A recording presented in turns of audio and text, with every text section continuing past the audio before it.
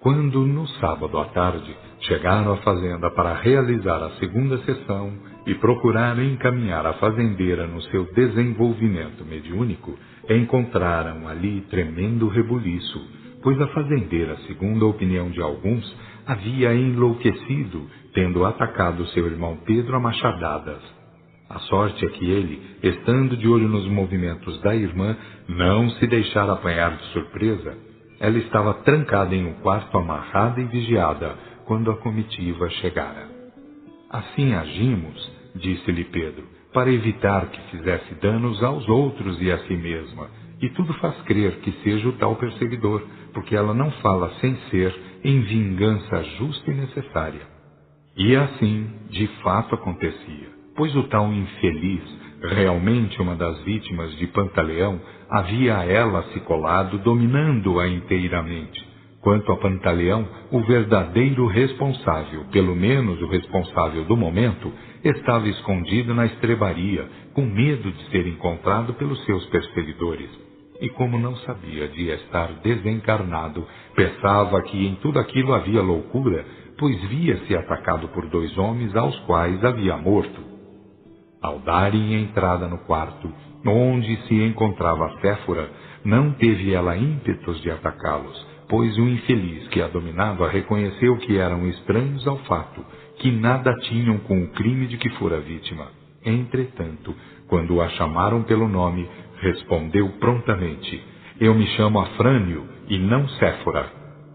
O chefe da estação, que sabia da ocorrência, foi-lhe dizendo coisas amigas e conseguiu colocar-lhe a mão direita sobre a cabeça. Estando assim, repetia palavras consoladoras, falava em Deus e no Cristo, a fim de aguardar a comunicação de algum guia, e isso aconteceu imediatamente. Aqui estamos, passou a dizer o guia, conforme nos enseja a soberana vontade de Deus, para tratar do caso presente. O irmão Afrânio está dominando de todo a irmã, em perfeita ligação mediúnica.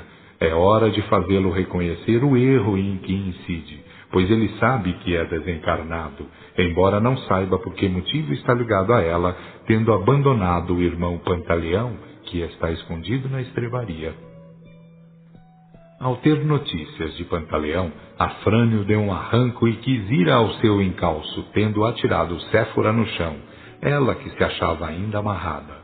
Foi então que o guia começou a falar-lhe em tom doutrinador, ao que ele respondeu irado. Ele que se lembrasse também de Deus, do Cristo e do bem, por que procurou tirar minha vida como tirou a fim de ter livre o caminho e conquistar minha esposa? Agora é tarde, muito tarde. Ele vai morrer 1000 vezes mais, de medo, mesmo que já tenha morrido. Ele tem um pavor louco de nós dois. Corre que parece um cão danado. O guia continuou a doutrinar em palavras explicando. Joaquim, o seu companheiro, já está encaminhado. Encontra-se feliz porque se está recuperando. Quanto a você, reconheça. Não é menos obrigado às leis de Deus que sempre chegam em tempo e fazem-se obedecer. Ele replicou, revelando a impaciência. Eu não aceito conversa alguma. Comigo não tem isso. Deus não soube cuidar dos meus direitos, eu que era homem de bem e de muita fé. O guia limitou-se a perguntar. Em todas as vidas tem sido homem de bem e de muita fé? O infeliz respondeu, eu sei lá de minhas vidas, nunca soube disso. O guia informou. A ignorância e o erro, irmão, sempre fazem com que os homens encarnados ou desencarnados mais queiram ensinar a Deus do que aprender com Deus. Entretanto, saibamos tudo isso não passa de louca presunção, pois a soberana lei sempre se cumpre, porque a Deus não faltam recursos para fazê-la prevalecer. Visto sua conduta ser essa, vamos levá-lo e doutriná-lo de outro modo, pois aqui estamos com as prerrogativas da lei e da justiça, elas que não podem ser escandalizadas. O guia-chefe comandou os servidores, deram cumprimento à ordem. Séfora retornou a si, porém com ares abobados. Enquanto isso, deste outro lado, as coisas se passavam de modo rigoroso, pois Afrânio defrontava a situação dolorosa, vivia momentos de pavor, sujeito a uma forma de doutrinação menos desejável.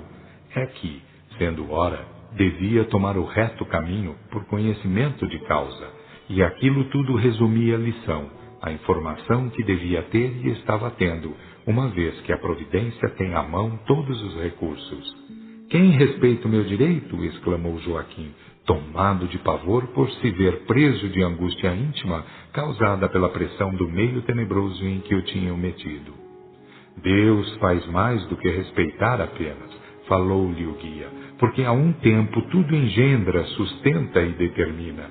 Deus é tudo para todos os efeitos. O que, porém, cumpre saber, Joaquim, é que em Deus tudo é por lei, e assim sendo, ao chegar a hora, tudo se move na direção necessária, porque as leis regentes para isso forçam. Você, pelo que se sabe, confunde a sua ignorância das leis com a sabedoria divina, ela que contém os princípios e rege os destinos. E por ser assim, coloca-se em posição contrária, faz o jogo do estulto, desprezando a paz e o progresso para se colocar na situação de mísero sofredor. E enquanto Joaquim ouvia, talvez sem entender coisa alguma, o guia continuava a lhe explicar. Em virtude da finalidade da vida, tudo se resume em lhe forçar Deus através das leis para as glórias do porvir. Não se esqueça, porém, que tais glórias estão dentro de nós mesmos, dormem à espera que acordemos, e isto, tudo que sofre, nada mais representa do que avisos e forçamentos. Atenda, pois, ao chamado de Deus para se encaminhar ao reino do céu que traz dentro de si mesmo. Joaquim meditou, havendo comentado. Assim é que Deus age, então? Por que as religiões não ensinam assim, antes de fazer pensar em enigmas e mistérios? O guia respondeu-lhe. As verdadeiras grandes revelações, ou sabedoria dos grandes iniciados, embora fossem de fundo esotérico ou secreto, continham tudo em matéria de ensinos fundamentais. A seguir, como era esperado, veio o Cristo, cuja função missionária era tornar a iniciação de caráter generalizado, ou público, além de revelar em si mesmo o espírito modelar, acima da matéria, senhor e não escravo dos mundanismo. O cristianismo é um programa de superação do reino deste mundo, por isso mesmo que é o programa que concita e convida ao reino do céu, à plenitude espiritual, que cada um deve realizar em seu íntimo. Sucede, porém, que Roma inventou o catolicismo no IV século, findando ali o cristianismo. Daqueles dias em diante, a moral, o amor e a revelação tiveram fim, havendo-se levantado no mundo o reinado da idolatria, o império dos comercialismos político-cristo. E por conseguinte, como não poderia ser de menos, a humanidade entrou para um período de materialismo e de brutalidades. Joaquim murmurou. Creio que começo a entender alguma coisa. O guia prosseguiu. Há algum dia, Joaquim, todos saberão que cristianismo não é um amontoado de formalismos, de vestes fingidas, de paganismos mercantilizados, etc.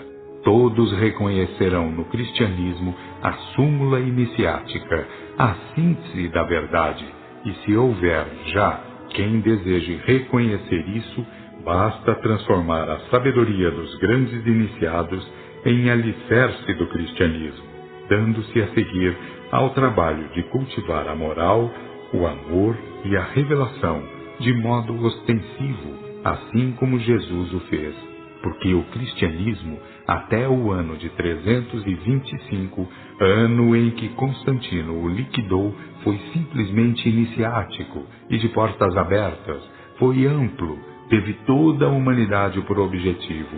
Todos os estudiosos do Espiritismo chegarão a essa conclusão. Reconhecer que o derrame de espírito sobre a carne representa rasgar o véu de Ísis, isto é, transformar o que era secreto em generalizado.